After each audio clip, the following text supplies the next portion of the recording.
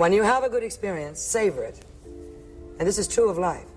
Always try to really know how good something is. Ann Baxter just shattered expectations with a bold appearance that has fans and Hollywood insiders talking nonstop. What sparked this jaw-dropping transformation?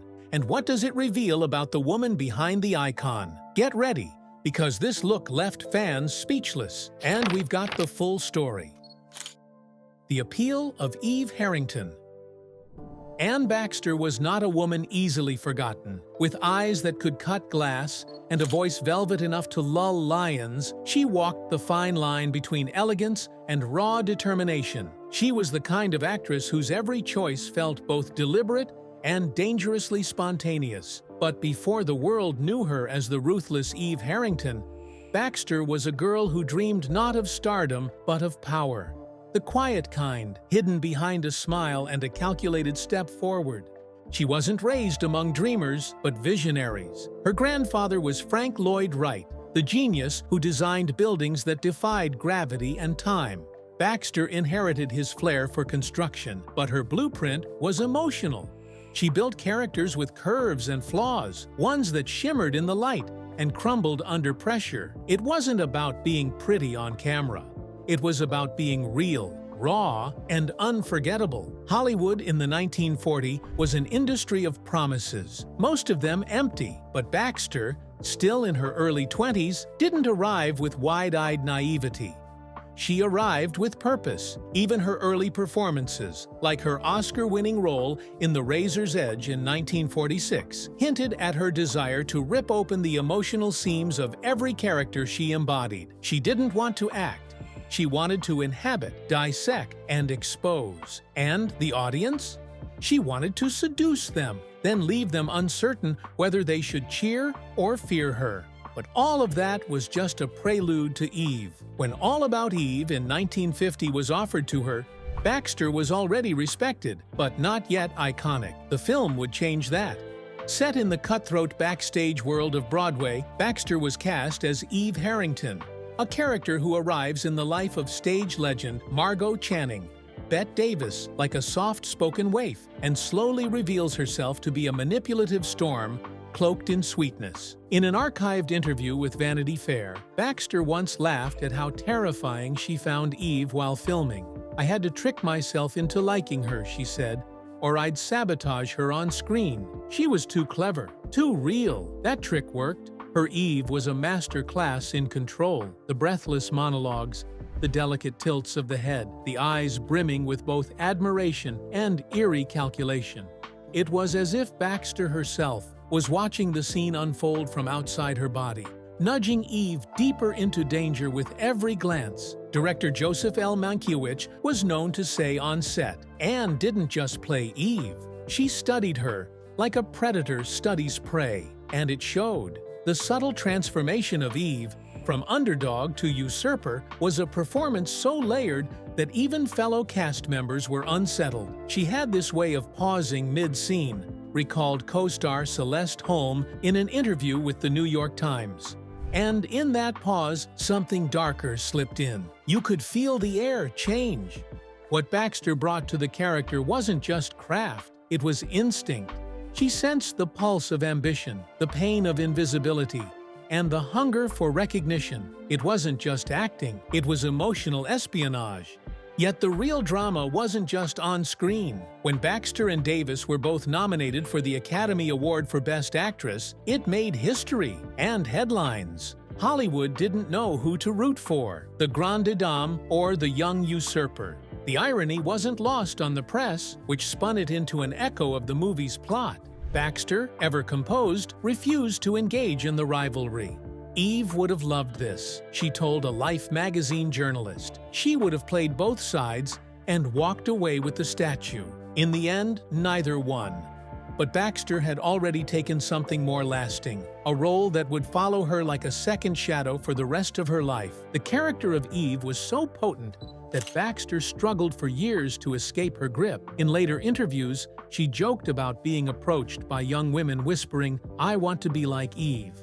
not realizing they were idolizing the villain. "I always told them," Baxter said in a taped segment for PBS, "be careful what you admire. Eve didn't climb, she clawed." In spite of the risk of being typecast, Baxter never ran from her legacy. Instead, she leaned into her complexity. In 1956, she took on the role of Queen Nefertiti in The Ten Commandments, another woman of fire and silk. But while Nefertiti wore gold and jewels, Eve had worn ambition like a second skin. Baxter later remarked, "Eve was scarier than any queen. At least queens have rules. Eve made her own." Off-screen, Baxter continued to speak candidly about what ambition looked like for women in Hollywood. During a 1979 retrospective interview with The Guardian, she reflected, "Every woman has a little Eve in her. It's just a matter of how loudly she lets her speak." Her words struck a chord in an era that was beginning to unpack the cost of feminine ambition, and how it was often villainized when it didn't look meek or modest. Actors still study her performance in film schools, and critics still dissect her every move like a chess game. But perhaps the most powerful tribute came from Meryl Streep, who once admitted, "When I played Miranda Priestley, I watched Anne Baxter. Not Bette, not Joan. Anne, she knew how to walk into a room and make you feel she was either your salvation or your ending." What if the most dangerous woman wasn't the one in control, but the one pushed to the edge? Bringing the femme fatale to life in film noir. The world of film noir is a realm shrouded in shadows, where the line between right and wrong is blurred, and characters step in and out of the darkness, their motives hidden beneath layers of complexity. Women in noir films often defined this universe. They were the temptresses, the mysteries, the femme fatales who guided men toward their doom. Yet in 1953, Anne Baxter didn't simply embrace the archetype of the femme fatale. She transformed it. Her role as Nora Larkin in The Blue Gardenia didn't just subvert expectations, it redefined what it meant to be a woman in noir. Baxter had already established herself as a versatile actress, known for her portrayal of ambitious, complex characters. But The Blue Gardenia marked a significant shift. As Nora, she played a woman not just caught in a web of intrigue and crime, but also one unraveling under the pressure of her own fear, guilt, and self-doubt. Nora was a far cry from the typical femme fatale. She was a woman driven not by malevolent intent, but by desperation. The story of The Blue Gardenia begins with Nora as a seemingly ordinary woman, an office worker navigating the mundane rhythms of daily life. She answers phone calls, relays messages, and engages with her coworkers in polite exchanges. But this surface of normalcy is quickly broken. One evening, she meets a charming but predatory man named Harry Preble, and within hours, her life is turned upside down. After a night of heavy drinking, Nora wakes to find herself trapped in a crime she can't remember committing, precariously balancing between guilt and confusion. Anne Baxter's performance is a masterclass in subtlety. Nora isn't a traditional femme fatale. While she initially appears like one, a woman of beauty and allure, the truth is more tragic. Nora is not in control of the narrative unfolding around her. Instead, she becomes a pawn in a deadly game. Baxter infused her performance with a delicate balance of fragility and inner strength, offering audiences a noir heroine they hadn't seen before. Baxter herself was drawn to the role because it allowed her to explore the nuances of a woman who wasn't evil, but simply cornered. In a 1953 interview with Film Society Review, she explained, "What attracted me to Nora was that she wasn't the classic femme fatale. She wasn't manipulating the men around her. She was desperately trying to figure out how to survive. She wasn't in control of her own story. This emotional complexity is what made Nora stand out. Unlike other women in noir who play with their power over men, Nora's vulnerability became her driving force, as much a source of her power as her weakness." One of the most powerful aspects of Baxter's performance is her ability to show Nora's internal conflict. The scene where Nora confronts the aftermath of her night with Harry is haunting. The quiet desperation in Baxter's eyes as Nora tries to piece together what happened is palpable. There is no glamour at this moment. Nora is not an agent of destruction, but a woman struggling to make sense of her situation, to escape a nightmare she doesn't fully understand.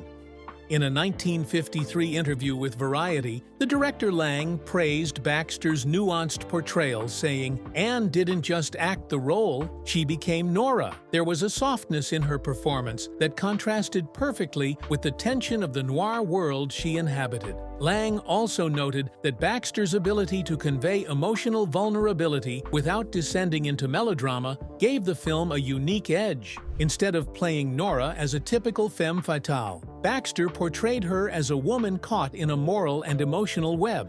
She wasn't the one pulling the strings. She was the one being pulled. This portrayal challenged the traditional conception of the femme fatale in noir films, where women were often depicted as dangerous, manipulative forces. Baxter's Nora was instead defined by her fear and confusion, her helplessness in the face of a world she couldn't control. This portrayal didn't go unnoticed. The New York Times praised Baxter's performance, stating, "Baxter's Nora Larkin is not your typical noir woman. She is not the embodiment of evil. Rather, she is a woman whose circumstances push her into a corner." It is a rare performance in which the femme fatale becomes the victim of her own decisions. In this way, Baxter flipped the traditional narrative of noir and offered a new lens through which to view female characters in these dark, cynical stories. For audiences, The Blue Gardenia offered a fresh take on the noir genre. The film presented a femme fatale who wasn't born from power and seduction, but from desperation and vulnerability. Baxter's performance didn't glorify the femme fatale.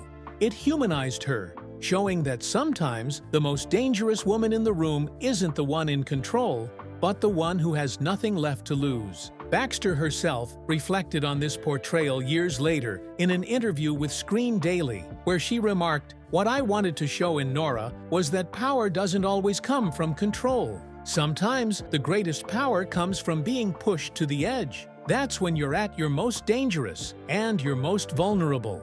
In doing so, Baxter delivered one of the most memorable and poignant performances in the genre, a performance that remains a benchmark for portraying the emotional depth of women in noir films. Could the same vulnerability that defined Nora Larkin also fuel the fierce emotional depth of a queen torn between love and duty? Let us tell you, the making of Nefertiti. It was 1954 when Cecil B. DeMille, the legendary director known for his grand epics, approached Anne Baxter with a role that would define her career for years to come. She was offered the part of Queen Nefertiti in The Ten Commandments, an epic film set against the backdrop of ancient Egypt filled with larger-than-life characters, gods, and heroes. At first, Baxter hesitated. A role as iconic as Nefertiti was both a blessing and a curse. She had to embody not just a historical figure, but an emotional and psychological landscape full of contradictions. Would she be able to do justice to the character and live up to the monumental expectations of DeMille? In interviews with various media outlets, Baxter recalled the moment when DeMille approached her. "At first, I wasn't sure. Queen Nefertiti was a role unlike any I had played before. She was not just a queen, but a woman caught between her love for Moses and her duty to Egypt. She was fierce, proud, and yet vulnerable. There was so much emotional depth to her, and I didn't know if I could bring that out," Baxter admitted in a 1955 Hollywood Reporter interview. In spite of her initial reluctance, Baxter eventually embraced the challenge, diving deep into the complexities of Nefertiti's character. As she read the script, she realized that this wasn't just a role for a regal queen. It was a portrayal of a woman at war with herself, caught between the love for a man who had betrayed her and the loyalty to her people. Nefertiti was a queen who could command armies and wield power. Yet in her heart, she was a woman torn apart by love and jealousy. From the moment she donned the elaborate costume and makeup, Baxter transformed into Nefertiti. The iconic golden crown, the jewel-encrusted collar, and the regal robes became more than just a costume. They became a shield and a barrier, representing both the grandeur and isolation of her character. But what truly defined Baxter's portrayal was the vulnerability she brought to Nefertiti. Beneath the ornate exterior, Nefertiti was a woman who feared being abandoned and left powerless. In an interview with Variety shortly after the film's release, Baxter reflected on what made Nefertiti such a compelling character.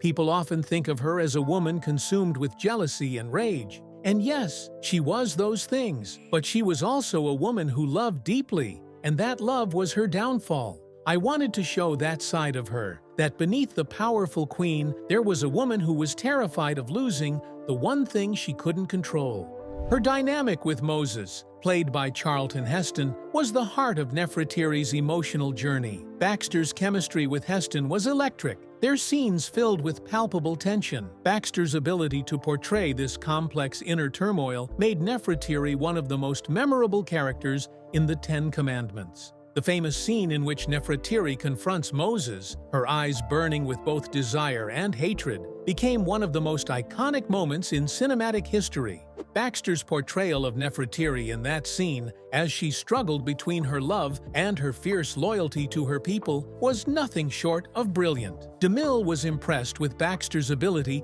to capture the emotional weight of her character. In interviews from the Los Angeles Times, DeMille stated, "Anne Baxter brought a depth to Nefertiti that was extraordinary. She was not just a beautiful queen, she was a woman with a powerful emotional core.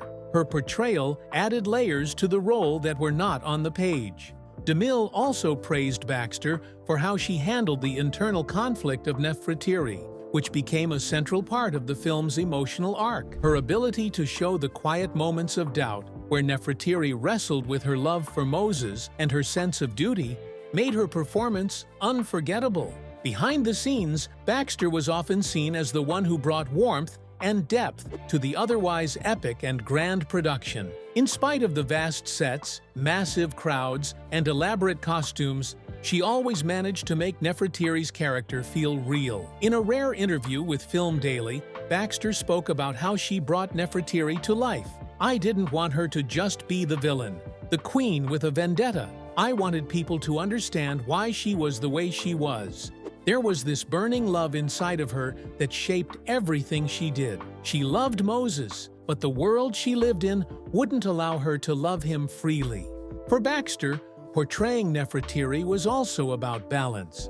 Nefertiti had to be regal, powerful, and commanding, but also deeply human. It was a tricky balance to strike, especially when she had to share the screen with a giant cast, including Charlton Heston, Yul Brynner, and Edward G. Robinson. Yet Baxter's performance never felt overshadowed. In fact, her portrayal of Nefertiti was so compelling that it was often the emotional centerpiece of the film, drawing viewers into her internal struggles. Reflecting on her performance years later in Screen Daily, Baxter said, "Nefertiti was a woman who had everything but was still empty inside. Her power came with a price, and that price was her heart. I wanted to show that. I wanted to show that she wasn't just a woman angry at Moses for leaving her, but a woman whose love had been stolen by duty." Anne Baxter's portrayal of Queen Nefertiti in the Ten Commandments was far more than a performance. It was a journey of emotional discovery. What if the costumes worn by Anne Baxter were more than just fabric, but a reflection of Queen Nefertiti's internal struggle and emotional journey? Come with us to know the artistry behind the costume. The costumes designed for Anne Baxter's portrayal of Queen Nefertiti in the Ten Commandments were more than just garments. They were integral to the storytelling itself. Edith Head's genius lay not only in the creation of opulent outfits fit for a queen, but in her ability to weave layers of emotional depth and conflict into every piece of fabric. The intricate designs reflected not only Nefertiti's regal power, but also the vulnerability simmering beneath her royal facade. Each gown, crown, and jewel was carefully chosen to highlight the duality of the character, strong yet emotionally torn, commanding yet profoundly human. Baxter herself marveled at the way the costumes affected her portrayal of the character. "Wearing Nefertiti's robes felt like I was inhabiting two worlds," she explained in an interview with Film Daily. "On one hand, I was a queen, draped in gold, wearing the most lavish gowns. But beneath that exterior, I was a woman consumed by her emotions, torn by love and jealousy. Edith Head's designs captured that duality perfectly. These thoughts came through on screen, with each sweeping gown and gold-encrusted collar acting as a visual metaphor for Nefertiti's internal struggle. The heavy robes and accessories weren't just props. They symbolized the oppressive weight of her power and her emotional fragility. The iconic golden crown, perhaps the most memorable of Nefertiti's accessories, became a symbol of both her authority and her isolation. The crown was a stunning piece of craftsmanship, designed to gleam with an intensity that matched the character's regal status. But it also served as a constant reminder of the sacrifices she had made, particularly her torn loyalties between Moses and her people. In interviews with Variety following the film's release, Baxter mentioned how she'd come to see the crown as a double-edged sword. It was both her greatest asset and her greatest curse, she said. Nefertiti could command armies, but the crown never let her escape the burden of her choices. One of the most striking aspects of Head's designs was the use of color and texture. Nefertiti's gowns were often crafted from fabrics that shimmered under the lights of the set, a visual representation of the character's public persona. Glamorous, powerful, and nearly untouchable, but in moments of personal turmoil, the costumes subtly shifted in tone. In scenes where Nefertiti was confronted with her internal battle, the costumes reflected that emotional tension. The gleaming golds and jewel tones that adorned her were at times offset by darker hues, foreshadowing the emotional chasm between love and duty that would define Nefertiti's tragic arc. Even the smallest details in the costumes had profound significance. The detailed embroidery on Nefertiti's robes often reflected elements of Egyptian art and mythology, further tying the character to the world of ancient Egypt. These intricate patterns weren't just decorative, they spoke to Nefertiti's identity as a woman bound by both the expectations of her royal lineage and her personal desires. Each piece of fabric, every stitch of gold thread was a visual cue, reinforcing the internal struggles that Baxter so brilliantly portrayed. But despite the grandeur of Nefertiti's outfits, there was something inherently fragile about the way Baxter wore them. She moved with a regal grace, yet there were moments where the vulnerability of her character seemed to seep through her royal attire. In a 1954 Los Angeles Times interview, the film's director, Cecil B. DeMille, praised Baxter for her ability to infuse Nefertiti with a unique kind of strength that transcended her costume. What Anne did with that crown and those gowns, he remarked, was incredible. She made Nefertiti feel like more than just a queen in a film. It was as if she became the embodiment of Egypt itself, but she never let the costume overshadow the emotional core of the character. Baxter herself noted that the elaborate costumes were an integral part of how she understood and portrayed Nefertiti. In many ways, the costumes were the key to understanding Nefertiti's emotions. When I wore them, I could feel her inner turmoil, her love for Moses, her jealousy, and her frustration. Each piece of clothing was a layer I had to peel back to get to the heart of who Nefertiti was. This connection between costume and character was something that Baxter had not experienced in any previous role, and it allowed her to bring a depth to Nefertiti that felt both grand and intimate. The costumes did not just serve to point out Baxter's portrayal of Nefertiti. They also became an essential part of the film's overall aesthetic, as if her royal robes revealed her soul. What did the next daring choice unveil about the woman beneath the crown? Stay with us to know. The daring look that captivated audiences. When Anne Baxter wore the sheer blue gown in the Ten Commandments, it became more than a piece of fabric. It symbolized the nuanced power and vulnerability of her character, Nefertiti. This particular costume is now ingrained in cinematic history, but at the time, its daring nature caused a ripple effect across Hollywood and the fashion industry. The gown's boldness lay in its delicate balance of allure and elegance. In an era when cinema was steeped in the more conservative norms of the 1950s, where modesty often ruled the fashion choices of leading ladies, this dress pushed boundaries. The fabric's sheer quality combined with its shimmering hue created an aura of mystery, drawing attention to Baxter's figure, but simultaneously obscuring it in a way that felt almost dreamlike. It was a design that allowed the audience to feel the intensity of Nefertiti's character without the costume overshadowing her presence. For Baxter herself, the gown was both an exhilarating and intimidating experience. Speaking in an exclusive interview with Variety,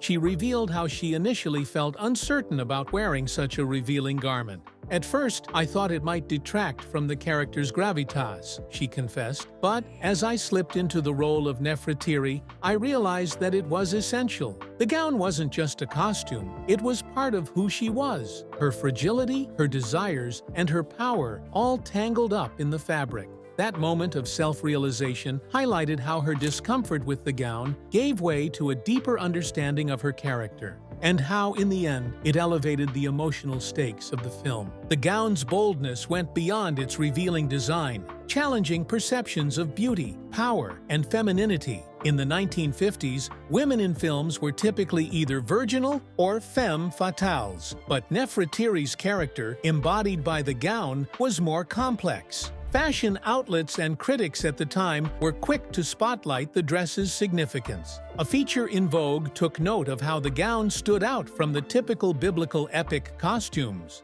The article read, "Where other female characters in ancient epics were draped in heavy ornate robes, Baxter's gown in the Ten Commandments was an embodiment of grace and delicacy." Its sheer nature suggested the fragility of a queen's heart, yet the rich royal blue hue spoke to her position of power. This juxtaposition was what made the gown so memorable. It didn't just serve the aesthetics of ancient Egypt, it served the story. But it wasn't just the media that took notice. Time magazine, known for its sharp analysis, also weighed in on the gown's impact. In its review, the magazine referred to the dress as a revolution in cinematic costume design. It noted, "Hollywood has always had a way of making everything seem glamorous, but Anne Baxter's gown added an emotional texture rarely seen in biblical epics." It wasn't just about beauty, it was about revealing the soul of a character. For a mainstream magazine to describe a costume in such terms was a testament to how the gown transcended mere design to become a focal point of the film's narrative.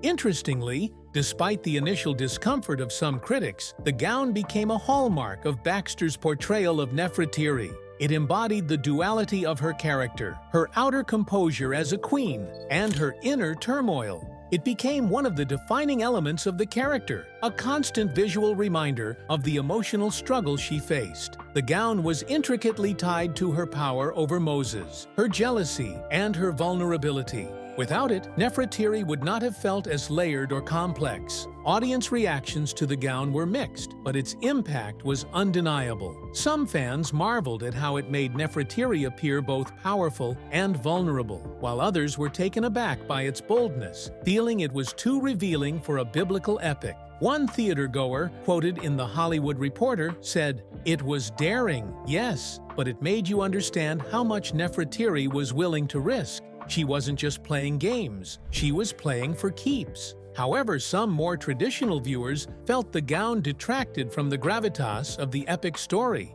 A critic from Variety remarked, "While the gown is visually stunning, it seems to stray from the solemnity one might expect from a film set in ancient Egypt." These varying reactions only added to the gown's legendary status, cementing its place as a pivotal moment in cinematic fashion history. The sheer blue gown, like the character it represented, continues to captivate audiences, scholars, and fashion historians. Even decades later, its cultural impact is undeniable. Its influence can be seen in everything from the daring choices of modern-day film costuming to the ways in which we view the roles of women in cinema. If you enjoyed this story, don't forget to hit that like button and share your thoughts in the comments below. And make sure to click on the cards for more exciting celebrity tales and all the Hollywood updates you won't want to miss.